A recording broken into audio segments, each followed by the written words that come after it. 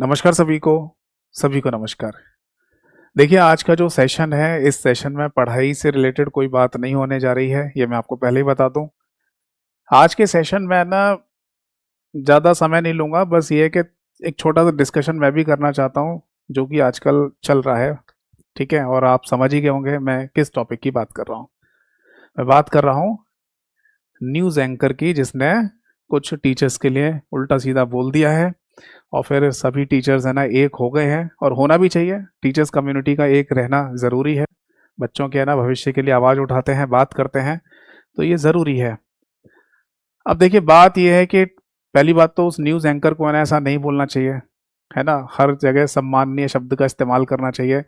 अब टीचर के लिए वो है ना ऐसे बोल रही है, तो ऑब्वियस है गलत ही बोला है उसने।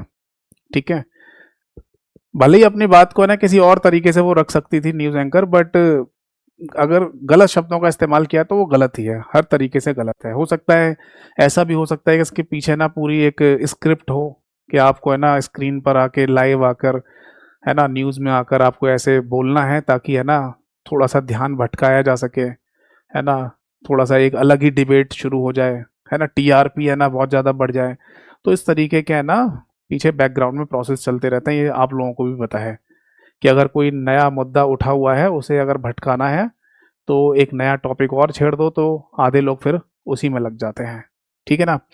बट देखिए, मैं यही बोलना चाहूँगा कि हर टीचर सम्माननीय है अगर वो बच्चों को पढ़ा रहे हैं, तो उसके लिए ना ऐसे गलत शब्द का इस्तेमाल करना सही नहीं है। और जैसे कि बोला है कि है ना यूट्यूब पर है ना पढ़ा रहे हैं टीचर और ये कर रहे हैं, तो उसमें बुराई क्या है भाई? एक बात बताइए। अगर कोई प्लेटफॉर्म मिल रहा है जिससे लाखों बच्चों को पढ़ाया जा सकता है, फ्री में पढ़ाया जा सकता है, तो फिर दिक्कत क्या है उसमें? है ना, बहुत दिग्गज दिग्गज टीचर पड़े हुए हैं, है ना, जो बहुत नॉमिनल सी फीस में, बहुत नॉमिनल से है ना चार्ज लेकर भी पढ़ा रहे हैं। ठीक है, यूट्यूब पे भी फ्री में पढ़ा रहे हैं, तो बच्चों का भला ही तो कर रहे हैं, कोई बुरा तो नहीं कर रहे हैं, है ना। अब अच्छा, एक बात ये भी मेरे को सुनने में और देखने में आई कि है ना, जो हमारे शिक्षा मंत्री हैं उन्होंने भी शायद ऐसा कुछ बोल दिया कि बच्चों को है ना ऐसा मोटिवेट करिए कि वो सेल्फ स्टडी करें अपनी बस, और ये ऐसे इंस्टीट्यूट वगैरह ज्वाइन ना करें। और कुछ इंस्टीट्यूट बंद भी करा दिए गए हैं, आपने भी देखा होगा न्यूज़ वगैरह में।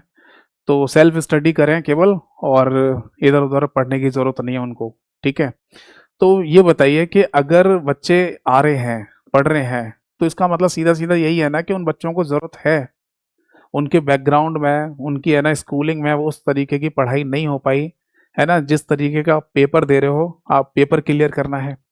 अब मान लीजिए कि आप पेपर को बहुत टफ से टफ बनाते जा रहे हैं, ठीक भी है, चलो बनाइए, अच्छी बात है, पेपर टफ होना चाहिए।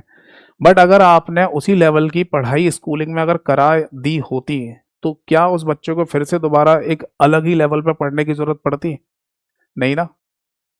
अगर आपने स्कूलिंग एजुकेशन सिस्टम को बहुत अच्छे तरीके से रखा हुआ है ना, बनाया हुआ है, तो उस पेपर को सॉल्व करने में थोड़ी बहुत वो सेल्फ स्टडी करेगा, रिवीजन करेगा और पेपर को निकाल देगा। अब उससे वो पेपर निकल नहीं रहा, वो पेपर टफ पे टफ होता जा रहा है। तो फिर बच्चे को एक्स्ट्रा नॉलेज के लिए पढ़ाई तो करनी ही पड़ेगी। अब ऐसा तो है नहीं कि वो वापस स्कूलिंग में चला जाए। सेल्फ स्टडी का मतलब ये थोड़ी है कि अब वो है ना बच्चा फिर से पढ़ाई करके आए, 10 12 दोबारा से पढ़ के आए, फिर दोबारा अब पेपर देगा।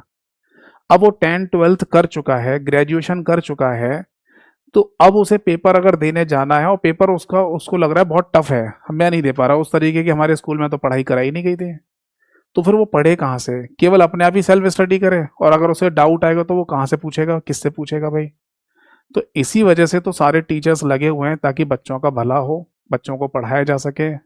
किसी का है ना एग्ज़ाम क्लियर होगा, कोई आगे पढ़ाई के लिए जाएगा, किसी का एग्ज़ाम क्लियर होगा, वो उसे नौकरी मिलेगी। तो इसी वजह से ना सारे टीचर्स लगे हुए हैं। ठीक है, जिनका जिनकी स्वेच्छा से है ना जिनको इच्छा है कि उन्हें पढ़ाना ही है, उनको अपनी नॉलेज है ना बच्चों को देनी है, तो वो चाहे है ना किसी एप्लीकेशन के थ्रू दें, चाहे किसी प्लेटफॉर्म के थ्रू दें, चाहे फ्री में दें, यूट्यूब के थ्रू दें, उससे दिक्कत क्या है? वो तो अपनी है ना नॉलेज को दे ही रहे हैं ना। न्यूज़ एंकर भी है ना कर क्या रहे हैं? वो भी तो ज्ञान ही बांट रहे हैं, है ना। वो है ना प्राइम टाइम पे आ जाएंगे या पूरे दिन भर न्यूज़ चलाते हैं, वो क्या कर रहे हैं? वो भी तो ज्ञान ही बांट रहे हैं। अब वो एक अलग बात है, वो ज्ञान है ना गलत भी हो सकता है ना, स्क्रिप्टेड भी हो सकता है, भटकाने वाला भी हो सकता है, बट बांट तो ज्ञान ही रहे ना। वो भी चाहते हैं ना कि लोगों को चीज़ें पता चले। तो उसी तरीके से एक टीचर है, एक शिक्षक है जो चाहता है कि उसके अंदर उसके पास जो ज्ञान है वो बच्चों को दिया जाए और बच्चे उसका फ़ायदा उठाएं और अपने आने वाले भविष्य के लिए उसे यूज़ करें। ठीक है ना? तो मैं भी यही बोलना चाहूँगा एट लास्ट कि है ना, न्यूज़ एंकर की है ना और नेशनल टीवी पर है ना ये भाषा का इस्तेमाल करना ठीक नहीं है। इसके लिए है ना नियम कानून होने चाहिए। ऑब्वियस है कि अगर आप है ना कुछ उल्टे शब्दों का इस्तेमाल करते हैं होंगे, ऑब्वियस है पहले से भी है ना ब्रॉडकास्टिंग जो एक्ट होते हैं उसमें ऐसे नियम कानून होंगे पक्का, जिसमें इस तरीके से नहीं बोलना चाहिए। तो देखिए आगे है ना क्या होता है।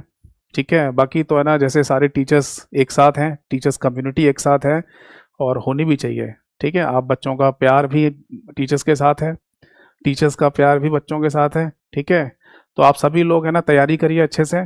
ठीक, और देखते हैं कि इस मैटर में फिर आगे क्या हमें न्यूज़ देखने को मिलती है। थैंक यू सो मच सभी को।